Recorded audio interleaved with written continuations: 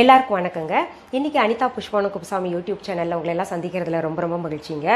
புதுசாக சப்ஸ்கிரைப் பண்ணுறவங்க சப்ஸ்கிரைப் அப்படின்ற பட்டனை அழுத்திட்டு கோயில் மணி போல் ஒரு பெல் ஐக்கான் பார்த்தீங்கன்னா ரைட் சைடில் காமிக்கும். அதை தொட்டு விட்டிங்கன்னா இனி நான் என்னென்ன பதிவுகள் வருங்காலத்தில் போட போகிறேனோ அதெல்லாம் உங்களுடைய கவனத்திற்கு வந்து சேரும்.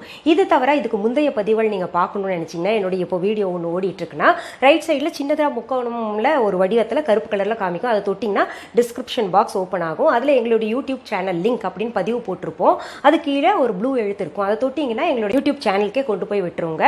அதில் உங்களுக்கு என்ன பதிவுகள் தேவைப்படுதோ அதை நீங்கள் பார்த்து தெரிஞ்சுக்கலாங்க. சரி, இப்போ விநாயகர் சதுர்த்தி வரப்போகுது. என்கிட்ட நிறைய ஐடி குழந்தைங்கள்லாம் கேட்டிருக்காங்க, என்ன பலகாரங்கள் செய்யணும், எப்படி பூஜை செய்யணும்னு கேட்டிருக்காங்க. இப்போ பலகாரங்கள் என்ன செய்யணும்னு நான் சொல்லிடுறேங்க. இன்னைக்கு இந்த பிள்ளையாருக்கு பிடிச்ச கொழுக்கட்டை, பச்சரிசி கொழுக்கட்டை செஞ்சு காமிக்க போகிறேன். அது பார்த்தீங்கன்னா அதுக்கு பூர்ண கொழுக்கட்டைன்னு சொல்லுவாங்க. தேங்காயும் வெல்லத்தையும் அடைச்சு செய்யறதுக்கு பேர் பூர்ண கொழுக்கட்டை.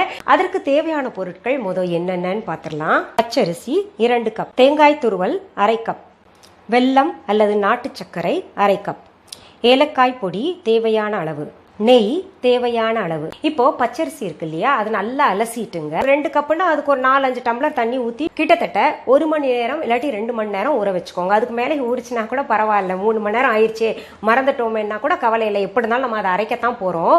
இப்போ பாருங்க, நான் அப்படி ஊற வச்சு எடுத்து வச்சிருக்கேங்க. பாருங்க, நல்லா ஊறிடுச்சு. இப்போ இது நான் மிக்சி ஜாரில் போட்டு அரைச்சிக்கிறேங்க.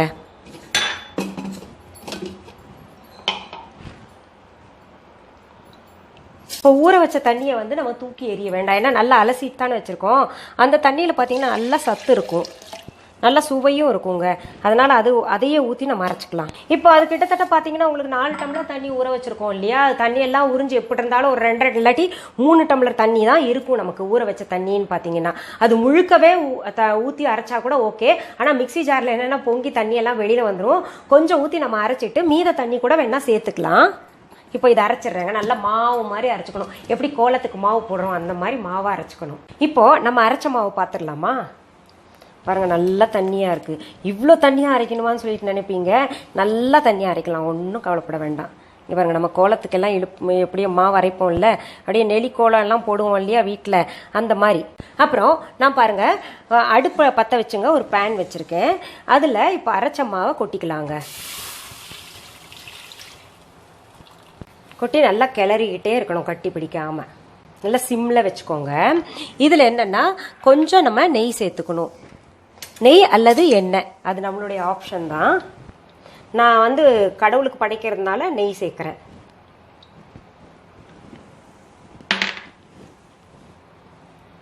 இப்போ நீங்கள் நினைப்பீங்க, நான் எங்களுக்கு ஆஃபீஸ் எல்லாம் போக வேண்டிய வேலை இருக்குது, 2 மணி நேரம் ஊற வச்சு அதை அரைக்கெல்லாம் நேரம் இல்லை, இன்ஸ்டண்ட்டாக ஏதாவது சொல்லுங்கள் மேடம் அப்படின்னு நினச்சிங்கன்னா, இடியாப்பம் மாவு கடையில் விற்கிறாங்க. ரைஸ் ஃப்ளார் இல்லாட்டி இடியாப்பம் மாவு வாங்கிக்கோங்க. நல்லா இருக்கும், நல்லா நைஸாக இருக்கும். அது வாங்கிட்டு இப்படி கரைச்சிக்கோங்க. தண்ணி ஊற்றி கரைச்சிட்டுங்க. நான் சொன்ன மெத்தடில் எவ்வளோ தண்ணி ஊற்றணும்னு சொன்னேன் இல்லையா, அந்த மாதிரி கரைச்சிக்கிட்டு இந்த மாதிரி வேக வச்சுக்கோங்க மாவை. இப்போ பாருங்கள் எப்படி கெட்டி ஆகிட்டு வருது பார்த்தீங்களா. இது கட்டி கொஞ்சம் டைட்டாக இருக்கும். உங்களுக்கு கிளற முடியலன்னா கூட கவலைப்படாதீங்க. நம்ம எப்படி இருந்தாலும் கையால் பிசைஞ்சு தான் நம்ம பூர்ணத்தை நிரப்ப போகிறோம். இது இன்னும் நீங்கள் இப்போ கட்டி ஆயிடுச்சா கெட்டி ஆயிடுச்சா இறக்கலாமேன்னு நினைப்பீங்க. அப்படி கிடையாது. இங்கே பாருங்கள், வெள்ளை வெள்ளையாக இருக்குல்ல, அதெல்லாம் மாறணும். அந்த வெள்ளையை மாறிட்டுங்க நல்லா வெந்து ஒரு மாதிரி பந்து மாதிரி தானாகவே உருண்டு வரும். அது வரைக்கும் இப்போ தொட்டோன்னா அப்படியே ஒட்டுது இல்லை, இந்த மாதிரி ஒட்டக்கூடாது. பாருங்கள், பந்து மாதிரி சுருட்டி வந்துருச்சு. இப்போ பாருங்கள், தொட்டா ஒட்டலை பாருங்கள், கையில் பாருங்கள் ஒட்டலை இல்லை, இந்த மாதிரி வரணும். இது பக்குவமாக இருக்குது. இப்போ நம்ம அடுப்பு அணைச்சி இறக்கி வச்சிடுறேங்க. இப்போ நம்ம அதை ஆற விட்டுடலாங்க. அடுத்த ஸ்டெப் என்னென்னா, நம்ம அடுப்பு பற்ற வச்சுங்க. நம்ம இட்லி பானையில் கொஞ்சம் தண்ணி ஊற்றி, எப்படி இட்லிக்கு வேக வைப்போம் இல்லையா, அந்த மாதிரி தண்ணி ஊற்றிங்க அடுப்பில் வச்சிடலாம். அதை வச்சுட்டுங்க, இங்கே பாருங்கள், இட்லி தட்டில் வாழை இலை இப்படி நறுக்கி வச்சுக்கணும். அப்படியே இட்லி தட்டுக்கு என் வீட்டுக்கார் தான் வாழை இலை ஷேப்பாக நறுக்கியிருக்காரு. ரொம்ப பொறுமையாக செஞ்சுருக்காரு பாருங்கள். அடித்தட்டு வச்சுறேன், இலையோட வைக்கணும். 2வது மேல் தட்டு வச்சு கொஞ்சம் அது இலகட்டும். அந்த வாழை இலை இலகணும், அந்த மணம் வரணும். அதில் இருக்கக்கூடிய சத்து நமக்கு கிடைக்கும் அந்த கொழுக்கட்டையை சாப்பிடும்போது. இப்போ இந்த மாவில் ஒரு பிஞ்ச் சால்ட் போட்டாலும் போடலாங்க, அது அவங்கவுங்க விருப்பம். நான் சால்ட் போடலை, பட் சால்ட் சேர்த்துக்கிட்டா இன்னும் டேஸ்ட் கொஞ்சம் கூடுதலாக இருக்கும். இங்கே பாருங்கள், இந்த மாவு நம்ம போடும்போது நல்ல வெள்ளை வெளையர்னு இருந்துச்சு. இது கிளறி பாருங்கள், ஒரு மாதிரி க்ரீம் கலரில் வந்திருக்கும் பாருங்கள். இது இன்னொரு டிப்ஸ் உங்களுக்கு. எதுக்குன்னா அந்த பக்குவம் தெரியணும் இல்லையா, ஒரு மாதிரி லைட் க்ரீம் கலரில் வந்துடும். அடுத்தது பூரணம் ரெடி பண்ணும். இப்போ உங்களுக்கு நான் வெல்லத்தை பயன்படுத்தலை, நான் பார்த்தீங்கன்னா நாட்டு சக்கரை எடுத்திருக்கேன். 100% ஆர்கானிக் நாட்டு சக்கரை. இதில் சுக்கு கலந்துருக்கு. நான் காஃபி டீ எல்லாத்துக்குமே ஆர்கானிக் நாட்டு சக்கரை தான் பயன்படுத்துகிறேங்க. அதில் கல் மண் எதுவுமே இருக்காது, சுக்கு மட்டும் கலந்துருக்கும். நம்ம வேணும்னா நாட்டு சக்கரை வாங்கிட்டு வந்து சுக்கு அரைச்சி ஒரு லிமிட்டாக கலந்து வச்சுக்கிட்டோம்னா நல்ல மனமாக இருக்கும். டீ எல்லாம் நல்ல மனமாக இருக்குங்க. இது என்ன தெரியுமா, இதை அப்படியே போடுறேன். அப்படி இல்லை நீங்கள் வந்து நாட்டு சக்கரை இல்லை வெல்லம் தான். இப்போ இது வந்து இந்த நாட்டு சக்கரை போட்டு செய்யறது டயபெட்டிக் பேஷண்ட்ஸ் கூட சாப்பிட்லாங்க. சுகர் இருக்கிறவங்க பயப்பட வேண்டாம், நல்லா தாராளமாக சாப்பிட்லாம். இப்போ இல்லை வெள்ளத்தில் செய்யணும் அப்படின்னு நினச்சிங்கன்னா வெள்ளம் வந்து நான் சொன்ன அளவே அரை கப் எடுத்துக்கோங்க.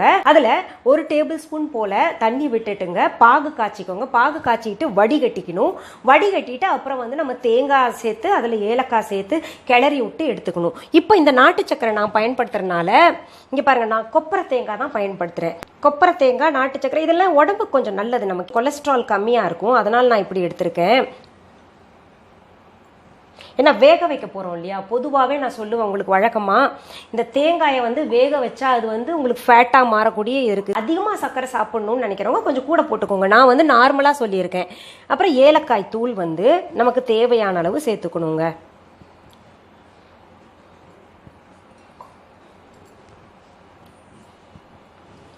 இப்போ ஏலக்காய் தூள் வந்து நிறைய பேருக்கு அம்மி இருக்கும், கிராமத்தில் அம்மியில் நல்லா நுணுக்கிப்பாங்க. அது எப்படி நுணுக்குவாங்கன்னா அதுவும் ரொம்ப நல்ல ஒரு சிஸ்டம் வச்சுருக்காங்க. கிராமத்தில் என்ன பண்ணுவாங்க, கொஞ்சோண்டு சர்க்கரை எடுத்துப்பாங்க, ஒரு 3-4 ஏலக்காய் வச்சுட்டு அப்படியே நல்லா நுணுக்குவாங்க.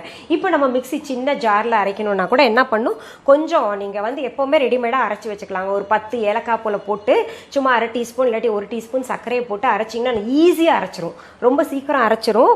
அது நுணுக்கி நம்ம எப்போவுமே வச்சுக்கலாம். இப்போ வந்து பூரணம் நமக்கு ரெடியாக இருக்குது. இப்போ இந்த பூரணம் வந்து இப்படி மட்டும் தான் பண்ணணுமா அப்படின்னா ஒரு சிலர் என்ன பண்ணுவாங்க, கடலைப்பருப்பு இருக்கு இல்லையா, கடலைப்பருப்பும் இந்த பூரணத்தோட வேக வச்சு நல்லா வேக வச்சு இதில் சேர்த்துப்பாங்க. இல்லை பயத்தம்பருப்பையும் வேக வச்சு சேர்க்குறவங்களும் இருக்காங்க. பயத்தம்பருப்பு கடலைப்பருப்பு ரெண்டையும் சேர்த்து வேக வச்சு பூரணத்தை நிரப்புறவங்களும் இருக்காங்க. இப்போ நான் பார்த்தீங்கன்னா கொழுக்கட்டாச்சு 3 வெரைட்டி வச்சுருக்கேங்க பாருங்க. இந்த மாதிரி ஒன்று, இந்த மாதிரி ஒன்று, அப்புறம் இந்த மாதிரி முக்கோண வடிவில் ஒன்று வச்சுருக்கேன். அதில் கொஞ்சம் நெய் உள்ள தடவை மட்டும் தடவிக்கலாங்க.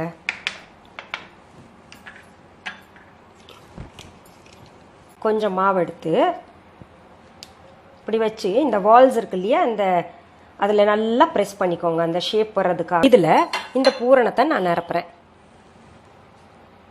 அப்புறம் மேலே இருக்கக்கூடிய இந்த ஓப்பன் பகுதியும் நம்ம வந்து க்ளோஸ் பண்ணிடணும். இது மெதுவாக எடுக்கணுங்க. பாருங்க எவ்வளோ அழகாக வந்திருக்குல்ல பாருங்க. இப்போ இந்த அச்சு இல்லைன்னா கவலைப்படாதீங்க. நம்ம என்ன பண்ணணும்னா கையால் எப்படி செய்யணும்னு நான் செஞ்சு காமிக்கிறேன். ஃபஸ்ட்டு எண்ணெய் தொட்டு அப்படி நடுவில் இந்த பெருவிரல் வச்சுக்கணுங்க. வச்சுக்கிட்டு இங்கே பாருங்கள், அந்த பெருவிரலாலேயே கிண்ணம் போல் நம்ம செய்யணும்.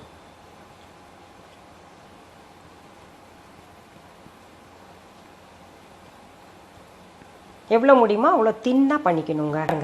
நல்லா பெருசாக கிண்ணம் போல் பண்ணியிருக்கோம் இல்லையா. இப்போ இதில் பூரணம் வச்சுக்கலாம். இப்போ குடுமி போல் ஒரேடியாக சேர்த்து இங்கே சென்டரில் கொண்டு வந்துடணும். பாருங்க,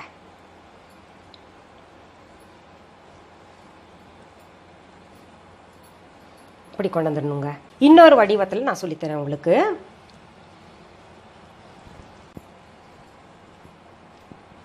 இப்படி ஃப்ளாட் பண்ணிக்கோங்க. பூரணத்தை இங்கே கொஞ்சம் பார்த்து வச்சுருங்க.